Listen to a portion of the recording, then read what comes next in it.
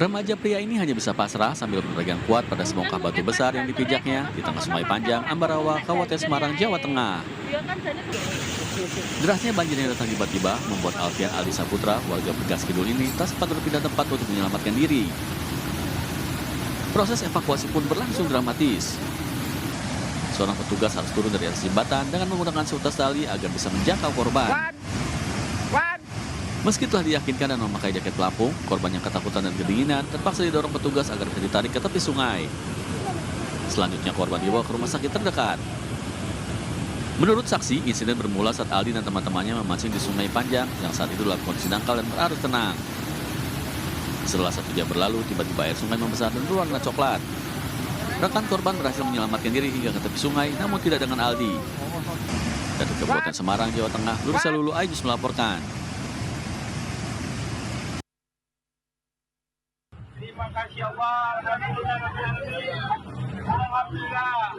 Detik-detik penumpang melakukan persalinan di dalam kapal cepat viral di media sosial.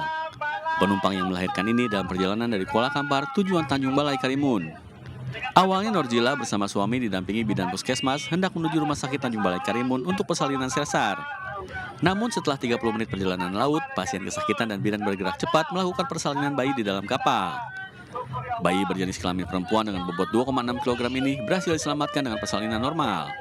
Telepon untuk konfirmasi akan merujuk pasien ke Rumah Sakit Tanjung Balai Karimun. Dokter jaga UGD di sana sudah konfirmasi bahwasanya oke, segera dirujuk. Setelah kami persiapkan pasien, kami putuskan untuk memberangkatkan pasien pada pukul 6.45. Usai dirawat, ibu dan bayinya dinyatakan sehat dan sudah diperbolehkan pulang. Dari Pelalawan Riau, Yusuf Marpaung, Ainus melaporkan.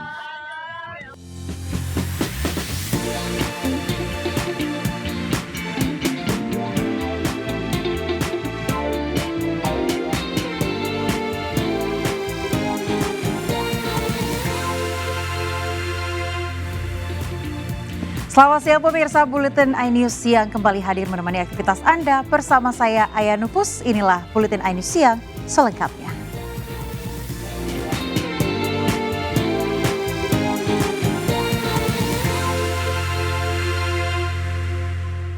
Kita ke informasi pertama, pemirsa, seorang jurnalis diintimidasi oknum buruh yang memaksa menghapus hasil liputan kenaikan upah yang berujung keributan di Serang, Banten.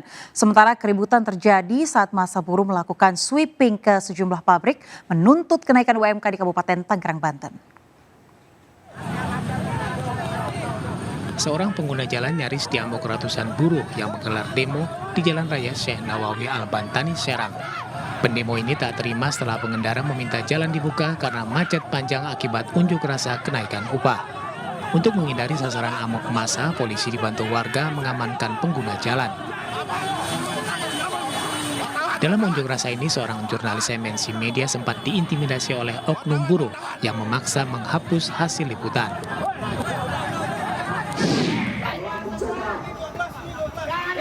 Keributan juga terjadi saat massa buruh melakukan aksi sweeping ke sejumlah pabrik di Kecamatan Legok, Kabupaten Tangerang. Massa buruh yang meminta perwakilan karyawan ini nyaris baku hantam dengan petugas keamanan pabrik. Keributan mereda setelah pihak perusahaan mengizinkan sejumlah karyawannya ikut unjuk rasa buruh. Mereka juga masuk ke dalam pabrik dan meminta karyawan bekerja. Pendemo menolak rekomendasi kenaikan UMK 1,64% usulan Disnaker Kabupaten Tangerang. Dari Serang dan Tangerang, tim liputan iNews melaporkan. Pemirsa, satu ekor anak badak berjenis kelamin jantan lahir di Suakarino, Sumatera, Taman Nasional W Kambas, Provinsi Lampung. Kelahiran ini menjadi kelahiran badak Sumatera kedua di tahun 2023.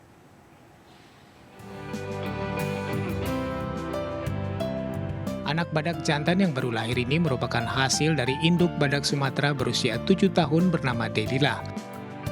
Induk badak melahirkan anak jantannya lebih cepat 10 hari dari waktu yang diperkirakan. Kelahiran anak badak ini merupakan kelahiran kedua badak Sumatera di tahun 2023. Sebelumnya telah lahir badak betina dari indukan badak ratu pada bulan September. Alhamdulillah anak dan induknya sehat. Dan sekarang dari hari kemarin sejak lahir sampai sekarang udah bisa ya berdiri tegak dan menyusu ke induknya. Upaya pelestarian semi alam yang dilakukan Suaka Rhino Sumatera Taman Nasional Waikambas telah sukses menghasilkan 5 individu badak Sumatera yang lahir sejak tahun 2012. Saat ini kondisi anak badak terpantau baik dengan berat badan mencapai 25 kg. Sementara itu, seekor anak gajah Sumatera ditemukan mati di areal konsensi hutan produksi terbatas Teso Tenggara, Kabupaten Pelalawan Riau. Anak gajah liar berjenis kelamin jantan itu mati akibat luka jerat tali nilon di kakinya. Sebelum kematiannya, gajah jantan berusia 2 tahun itu sempat mendapat perawatan dari tim Wild Rescue Unit atau WRU BBK SDA Riau. Berdasarkan identifikasi dari tim medis, pada kaki gajah sebelah kanan depan, ya, ternyata ada lilitan tali nilon. Nah, yang diduga lilitan tali nilon yang ada di kaki gajah ini sudah terpasang, ya, sudah terpasang, dan ini bukan dipasang, terpasang. Jasad anak gajah liar yang memiliki berat sekitar 500 kg itu langsung dikubur di sekitar lokasi menggunakan alat eskavator. Dari Lampung Tengah, Lampung, dan Pekanbaru Riau, tim liputan iNews melaporkan.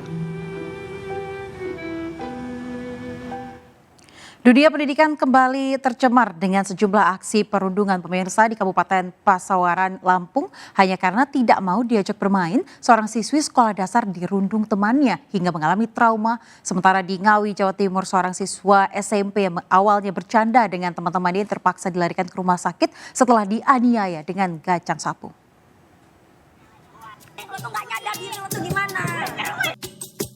Video berdurasi 41 detik yang belakangan viral memperlihatkan korban yang mengenakan seragam merah putih dan berkerudung dirundung oleh sekelompok kakak kelasnya. Dalam rekaman video juga terdengar saat pelaku melontarkan kata-kata kasar kepada korban. Saat dikonfirmasi, pengawas sekolah Kecamatan Teluk Pandan membenarkan kasus perundungan tersebut dan motifnya korban menolak saat diajak bermain oleh kakak kelasnya. Kini pihak sekolah telah melakukan upaya mediasi dengan mempertemukan para wali murid dan telah sepakat untuk menempuh jalan damai. Kasus dugaan perundungan juga terjadi di Ngawi, Jawa Timur, di mana seorang pelajar SMP negeri terpaksa dilarikan ke rumah sakit setelah mengalami kejang-kejang dan sesak nafas. Menurut saksi, kejadian bermula saat korban yang awalnya bercanda bersama teman-temannya di dalam kelas, tiba-tiba dianiaya dengan tangan dan gagang sapu. Namun hal ini dibantah oleh pihak sekolah dengan alasan korban hanya bercanda dan memang memiliki riwayat sesak nafas. Bergiliran itu anak-anak guyon ayo sambung-sambungan begitu. Nah, itu kedua anak itu tidak ada permusuhan sama sekali. Apapun alasannya, kekerasan di dunia pendidikan seharusnya tidak boleh terjadi. Dari Kabupaten Pasawaran, Lampung, dan Ngawi, Jawa Timur, Andres Afandi, Asfi Manar, iNews melaporkan. Pemirsa, hanya karena utang piutang, 2 orang yang awalnya berteman terlibat aksi pertengkaran dan saling lapor ke polisi di Palembang, Sumatera Selatan. Sementara itu, rekonstruksi pembunuhan ibu rumah tangga di Pasuruan diwarnai tangis histeris keluarga korban. Video viral ini merekam keributan sesama teman sendiri karena terkait masalah utang piutang di Jalan M. Yusuf, Senen, Kecamatan Sukarame, Palembang, Sumatera Selatan. Keduanya terlibat percekcokan mulut yang berujung perkelahian. Kini keduanya sama-sama melapor ke pihak kepolisian Polrestabes Palembang atas perkara yang sama. Rekonstruksi kasus pembunuhan ibu rumah tangga di Kecamatan Gempol, Kabupaten Pasuruan, Jawa Timur sedikit diwarnai keributan. Keluarga korban berteriak histeris saat tersangka tiba di rumah korban meminta pelaku dihukum mati. Dalam reka ulang secara tertutup, tersangka memperagakan sebanyak 52 adegan. Seorang remaja di Pangandaran, Jawa Barat berinisial HSM dibekuk polisi karena mengedarkan uang palsu yang dibeli secara online.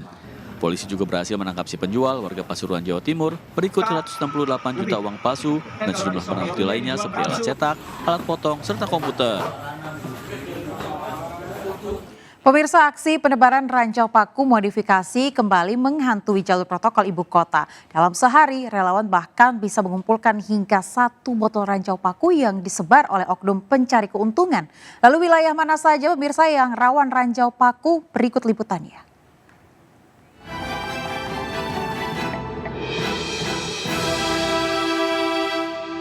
Waspada jalur ranjau orang Kepayung. Monitor sebaran ranjau nih. Monitor sebaran ranjau nih. Teror ranjau paku kembali menghantui pengguna jalan ibu kota Jakarta. Waspada jalur ranjau orang Kepayung. Dari sejumlah titik rawan ranjau paku di Jakarta, paling sering ditemui di sepanjang Jalan Gatot Subroto, Jakarta Selatan. Dalam sehari, relawan paku bahkan bisa mengumpulkan hingga 1 botol ranjau paku. Biasanya sih sehari 3 kali. Pagi, sore, dan malam. Kalau pagi sekitar jam 6. Tapi kalau sore sekitar jam 4, jam pulang kantor. Banyak, hampir setengah botol kalau dikumpulin. Selain di sepanjang Jalan Gatot Subroto, setidaknya ada sejumlah titik jalan di ibu kota yang juga rawan ranjau paku. Ini tersebar mulai Jakarta Barat, Jakarta Pusat, Jakarta Timur, hingga Jakarta Selatan yang titiknya paling banyak. Ranjau paku tentu sangat merugikan pengguna jalan, khususnya pengendara sepeda motor. Tidak hanya rugi waktu, mereka juga rugi materi karena harus menambal hingga membeli ban baru. Sangat merugikan, Kak. Waktu itu saya ban baru, Kak. Ban baru kira-kira 1 bulan, kena ranjau paku. Yang ranjau itu nggak bisa ditambal. Seorang pedagang minuman mengaku pernah melihat pelaku penebar ranjau paku yang beraksi menggunakan sepeda motor pada saat kondisi arus lalu lintas sepi. Biasanya pelaku menebar paku di lajur kiri, lajur yang kerap dilalui oleh pengendara sepeda motor. Oh, pengalaman saya sih, saya ada 2 kali ya mengutin ranjau paku itu. Triknya itu pengendara motor itu dia ngelepas ini semacam plastik kresek gitu. Jadi dibanting kan pecah tuh. Untuk membuat ban kendaraan bocor di tempat, para pelaku menggunakan paku modifikasi dari rangka payung yang dipotong-potong. Beredar spekulasi bahwa ranjau paku sengaja ditebar oleh tukang tambal ban agar mendapat pelanggan. Alih-alih ingin meraup keuntungan, namun justru merugikan dan mengabaikan keselamatan orang lain. Masyarakat berharap polisi segera menangkap oknum penebar paku jalanan yang dapat membahayakan keselamatan pengendara. Dari Jakarta, Tim Liputan iNews melaporkan.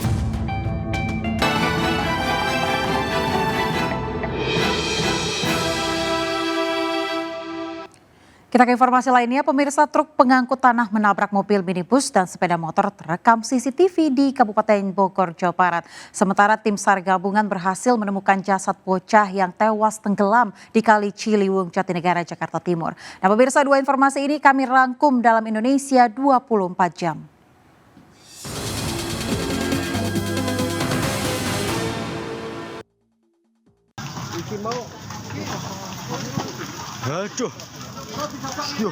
Kobaran api menghanguskan sebuah kandang sapi di Desa Tawang, Kecamatan Susukan, Kabupaten Semarang, Jawa Tengah.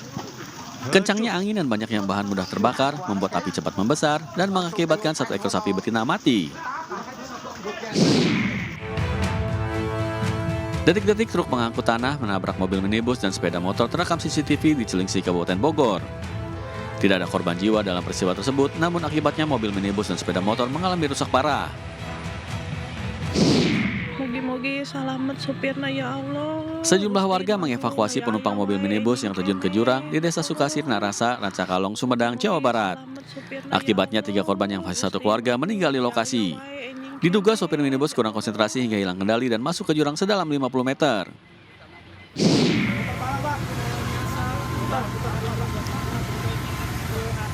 Tim SAR gabungan berhasil menemukan jasad bocah laki-laki yang tewas tenggelam di Kali Ciliwung, Jatinegara, Jakarta Timur.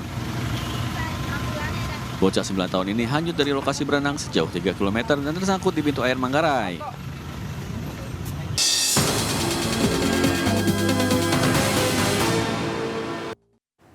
Pemirsa, usai jeda kami akan ajak Anda mencicipi nikmatnya iga bakar sapi jumbo dengan bumbu rempah dan dagingnya yang melimpah. Informasinya sesaat lagi, tetaplah di Buletin iNews Siang.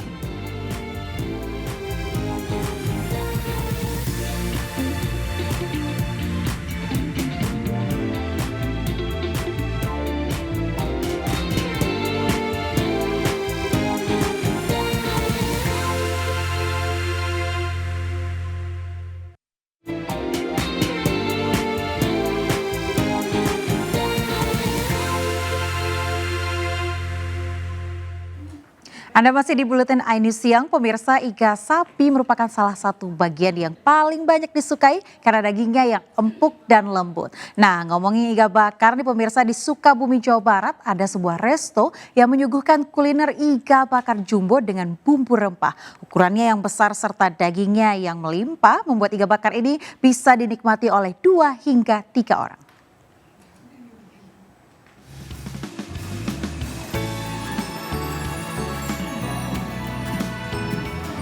Siapa yang tidak tergoda dengan iga bakar ukuran jumbo? Aromanya yang menggugah selera saat pengunjung memasuki resto yang terletak di Jalan Ahmad Yani, Kota Sukabumi, Jawa Barat. Soal rasa tak perlu ditanya, karena saat dibakar, daging iga sapi ini dilumuri dengan berbagai bumbu rempah-rempah seperti cengkeh, kapulaga, dan rempah-rempah tradisional lainnya sesuai pesanan pelanggan. Bahkan sebelum dihidangkan, daging iga yang sudah matang akan diberikan saus pilihan. Tempat lain kan jarang yang satu utuh sama tulangnya. Kalau di sini kan kayak panjang, terus enak lah, pokoknya gampang juga gitu dimakannya, nggak susah gitu. Meski berukuran jumbo, daging iga sapi ini cukup empuk dan tak sulit untuk melepaskan daging dari tulangnya. Dari presto itu kita memastikan waktu yang tepat untuk hasil yang kita inginkan gitu. Jadi kayak kita menginginkan hasil yang pertama tuh yang paling penting harus empuk ya.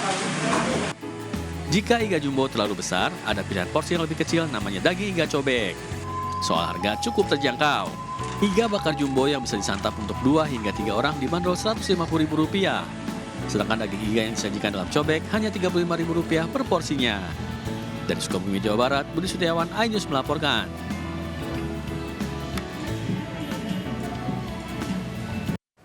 Dan pemirsa, informasi tadi menandai akhir jumpa kita hari ini. Mari ulurkan tangan Anda untuk berbagi kebaikan kepada sesama bersama MNC Peduli melalui nomor rekening di bawah ini atau dengan scan kris berikut melalui aplikasi uang digital Anda. Dan pemirsa, informasi lebih lengkap juga dapat diakses di mncpeduli.org.